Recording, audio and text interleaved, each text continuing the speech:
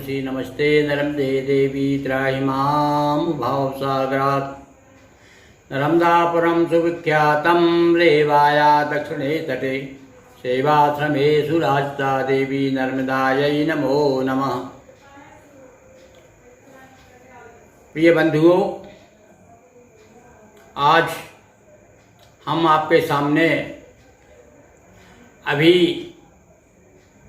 एक बहुत बड़ा पर्व आ रहा है और वो पर्व है पितरों का पर्व।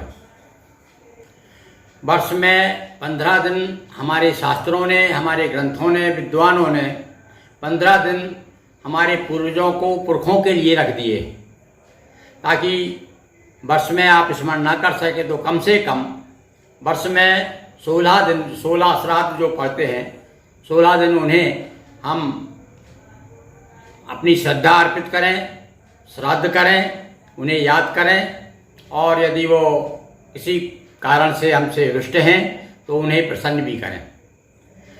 श्राद्ध का अर्थ ही है, श्राद्ध शब्द जो है श्रद्धा से बना है। जिन्होंने हमको जन्म दिया और हमारा जीवन संपन्न बनाया अपने श्रम से, उनका स्मरण करना उनके प्रति हमारा महती कर्तव्य है, बहुत बड़ा कर्तव्य है। तो आज हम आपको बताते हैं कि पुरखों को किस प्रकार से प्रसन्न किया जाए। और पितृदोष क्या होता है? जब पुरखे नाराज हो जाते हैं तो उसे फिर कहते हैं इस व्यक्ति को पितृदोष लग गया है। और जब पितृदोष लगता है तब मनुष्य को विशेष रूप से जीवन में हर काम में रुकावट आती है, चाहे वो नौकरी हो, चाहे धन संबंधी काम हो, अथवा विवाह की व्यवस्था हो, जो भी हो। और यहाँ तक कि उत्सव में ही, कोई उत्सव यदि उसके यहाँ हो रहा है तभी कुछ ना कुछ विघ्न आ जाते हैं।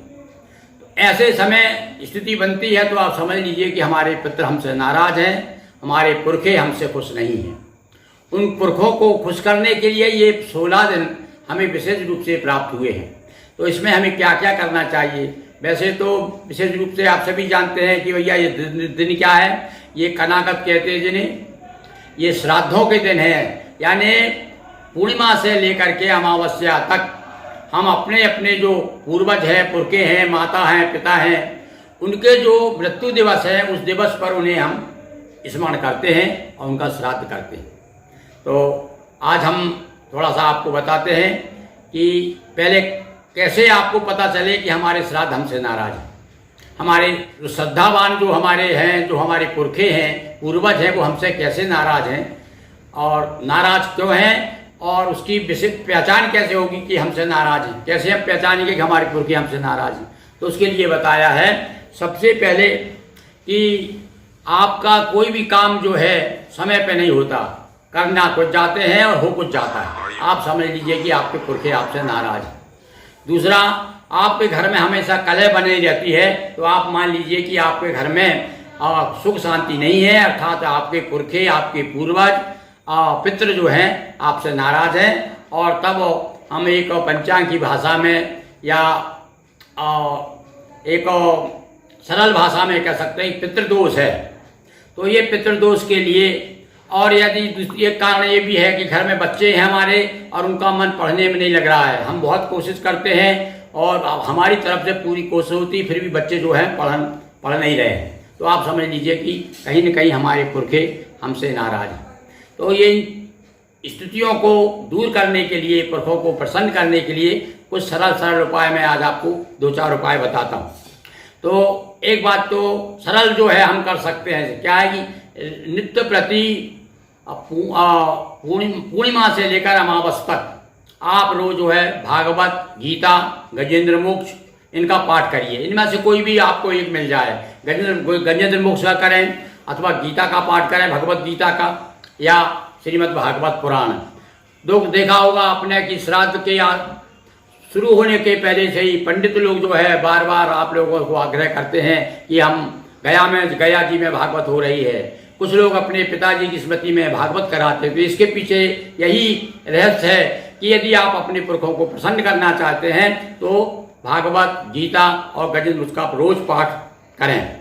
ये बड़ा सरल है। दूसरा, अन्नदान करें। किसी भी बहाने से गरीबों को, भूखों को और ब्राह्मणों को अन्नदान, क्योंकि सबसे बड़ा अन्नदानम महादानम ऐसा कहा गया है। और चींटी को आटा डालें, मछलियों को चुगाएं, खिलाएं मछलियों को। तो और विशेष रूप से आपने देखा हुआ कि श्राद्ध में गाय, कुत्ते और कौवे, ये तीनों को बराबर भोजन दें। ये तीसरी बात एक सरल बता दूं कि आप भोजन करते समय थोड़ा सा अंगार रख लें, घी गुड़ मिलाएं उसमें, और जो भी भोजन बनाओ थोड़ा सा लेकर के रोज पितरों के नाम से और आप जो है थोड़ी सी धूप दीजिए। इससे भी पुरखे आपके बड़े प्रसन्न हो जाएंगे, आप उनकी नाराजगी दूर हो जाएगी। सरल उपाय है, 1-2 और मैं बताता हूँ आपको। और आप क्या कर सकते हैं, बड़ा सरल उपाय है। पीपल का जो वृक्ष है, ये भैया जो है, पीपल में तो सारे देवताओं का वास होता है। विशेष रूप से पितृ तो बड़े प्रसन्न होते हैं। तो अब उसमें क्या है, जल ले जा करके आप जल में थोड़ा सा तिल मिलाइए, दूध मिलाइए, और गंगा जल हो तो और अच्छी बात है। किंतु वहाँ पर जब वो आप पीपल की जल में जल चढ़ाएं तो उसके लिए बताया है, ये इसको पितृ तीर्थ कहते हैं, पितृ मुद्रा। ये इस प्रकार से जल लेकर के अंगूठे से होते हुए जल ऐसा 3 बार इस प्रकार से करें, ऐसा लेकर के, ये इसको पितृ तीर्थ कहते हैं। तो यहाँ से जल लेकर के इस प्रकार से जल दें, ये भी बड़ा सरल उपाय है। दूसरा, सुबह सुबह आप जो है उठ करके स्नान करें, स्नान करके काले तिल जल में मिला करके सूर्य को अर्घ दें। पुष्प मिलाएं उसमें, फूल, काले तिल, जल, और गंगा जी का जल हो, नर्मदा जी का जल हो, तो उस प्रकार से। अब श्राद्ध तो आप करते ही हैं, पर श्राद्ध के लिए भी विशेष स्थानों का बड़ा महत्व है। कौन कौन सा, जैसे गया है, गोदावरी है, काशी जी। और एक और बता दें हम अपने क्षेत्र के लोगों के लिए कि नर्मदा का भी अग्नि पुराण में विशेष उल्लेख कहा है कि नर्मदा के तट पर भी आप श्राद्ध कर सकते हैं, पिंडदान कर सकते हैं। तो पिंडदान के लिए नर्मदा का नाम भी आदर के साथ लिया जाता है। तो इस प्रकार से कुछ ऐसे उपाय हैं जिनके करने से एक और उपाय बताता हूँ जो आप सरल कर सकते हैं। यदि गांव में तो बड़ा सरल है ही, आप खेतों में से थोड़ा सा हरा चारा ले आइए और गायों को खिलाए। कुछ नहीं कर सकते तो गायों को चारा खिलाई, हरा चारा, पर थोड़ा सा अपने पितरों का नाम लेकर के, अपने पूर्वजों का, पुरखों का नाम लेकर के खिलाएं। और हमारे यहाँ तो यहाँ तक बताया कि आपकी कोई भी शक्ति नहीं है कुछ भी खर्च करने की, दान पुण्य करने की, तो आप जो है जिस दिन आपकी तिथि आ रही है पुरखों की, आपके पिता की, माता की, पितामह की, तो आप जो है ऊंचे हाथ करके, इस प्रकार से ऊंचे हाथ करके कह दें कि हे पितामह हो, मेरी कोई शक्ति नहीं है, मैं आपको प्रणाम करता हूँ और ये प्रणाम से ही आप संतुष्ट होइए। इस प्रकार से आप कह दें तो भी पितृ जो है संतुष्ट हो जाते हैं। बहुत सी बातें समय समय पर बताऊंगा, और आज इतनी ही। बहुत बहुत धन्यवाद। दोस्तों, वीडियो को लाइक करें, शेयर करें, चैनल को सब्सक्राइब कर घंटी की बटन दबाएं। बहुत बहुत धन्यवाद।